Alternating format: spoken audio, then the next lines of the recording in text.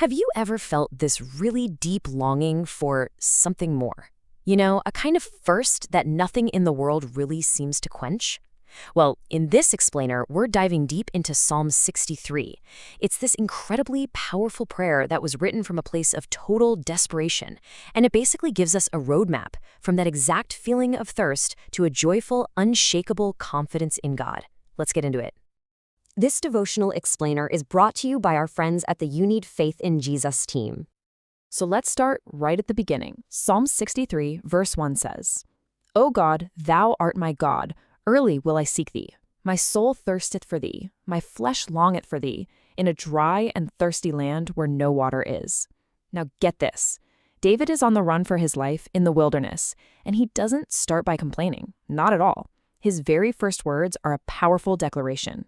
You are my God. That desperation, it drives him to seek God urgently, early, making it the absolute first priority of his day. And that brings us to our first section, thirsting in the wilderness. You see, David's physical reality, this harsh desert, becomes the very language he uses to describe what's going on inside his soul. Just look at how he connects his inner world with the outer one. The dry and thirsty land isn't just where he is, it's a perfect picture of his soul's condition. And this isn't just a passing thought, it's a full-body craving. His soul and his flesh are longing. He feels his need for God with the same intensity a person literally dying of thirst feels the need for water. And this profound thirst, which David expresses so rawly here, actually finds its ultimate answer centuries later. It's amazing. In the New Testament, in John chapter 7, verse 37, Jesus himself stands up and cries out, "If any man thirst, let him come unto me and drink." He's declaring that he is the living water that can finally, truly satisfy that deep soul thirst that David was feeling so intensely. But David doesn't stay stuck in that place of desperate thirst. He makes a very deliberate choice to shift his focus.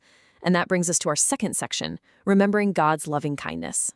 Now, to really understand the huge turning point in this psalm, we have to get this one crucial word, loving kindness. In the original Hebrew, the word is chesed. It's this amazing concept that describes God's faithful, unbreakable, promise-based love, a love that's based entirely on his character, not on how good we are. And that leads us right to verse 3. Because thy loving kindness is better than life, my lips shall praise thee. This is it. This is the pivot point.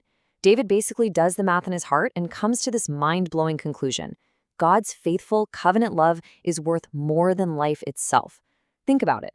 A life without that love isn't really living. And if that's true, well, then praise is the only logical response. And this changes everything about how we see praise, doesn't it? It's not just a feeling that comes and goes with our circumstances. It becomes a lifelong commitment, a choice we make with our hearts, because it's rooted in this unchanging reality that God's love is greater than our very life. This brand new perspective, this valuation, it leads David to a really profound discovery.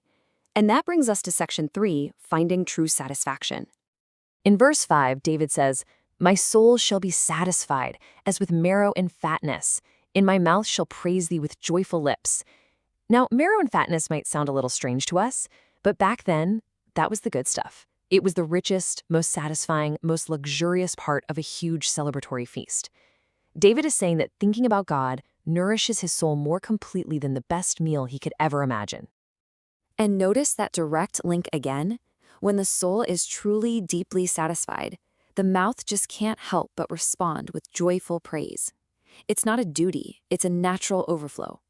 When you're truly content in God, worship is what comes out. This is just such a stark contrast to what the world is constantly offering us, right? We're always tempted to fill that hunger in our souls with things that just don't last. More stuff, another achievement, the next bit of entertainment. But Jesus said it himself in John chapter 6, I am the bread of life. He is the one and only source of true, lasting contentment that can actually fill that deepest hunger. So what happens when you are truly satisfied in God? Well, something amazing happens. Fear starts to give way to faith. And that brings us to section 4, confidence in God's care. In verse 7, David lets us in on his strategy for dealing with fear, especially in the night watches, when all our anxieties seem to get 100 times bigger. He writes, Because thou hast been my help, therefore in the shadow of thy wings will I rejoice. He intentionally looks back and remembers God's past faithfulness. That memory of how God has already come through for him gives him the confidence to rejoice right now in the middle of the darkness. And this image of the shadow of thy wings, it's just so beautiful and powerful. This isn't some distant, impersonal God. This speaks of intimate security, of tender, personal protection, just like a mother bird covering her vulnerable little ones. It's a place of absolute safety and even joy. Verse 8 just perfectly sums up the whole dynamic of our faith journey. It shows there's our part and there's God's part. My soul followeth hard after thee. That's our passionate, determined pursuit of God. But the only reason we can even do that is because of his part. Thy right hand upholdeth me. Our effort to cling to him is only possible because his strong hand is already holding us secure. Now, the tone does shift a little bit here as David starts talking about his enemies. But this isn't some angry cry for personal revenge. It's actually a declaration of faith. His confidence isn't in his own ability to fight back. It's squarely in God's character as a just judge who will, in the end, bring all evil to an end and stand up for his people. All right, so let's bring the lessons of this ancient psalm right into our lives today in our final section, Your Journey, Your King. In the final verses, David speaks as the king, and in doing that, he's actually pointing us forward to our ultimate king, Jesus Christ. Our final confidence, our deepest joy, our truest security, it's all rooted in his victory. We can absolutely rest assured that our king gets the final word.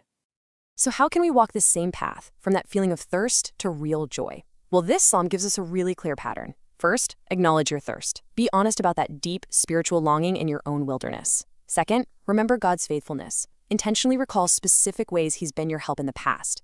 Third, declare his worth. Make the choice to praise him, valuing his loving kindness above everything else. And finally, rest in his care. Find your security and your joy in the shadow of his wings. And that leaves us with one final thought. David discovered that even in a literal desert, even in the middle of the night when he was terrified, he could rejoice in God's protective care. So the question for us is pretty simple, but it's also incredibly profound. Right where you are, in the shadow of his wings, how will you choose to rejoice today?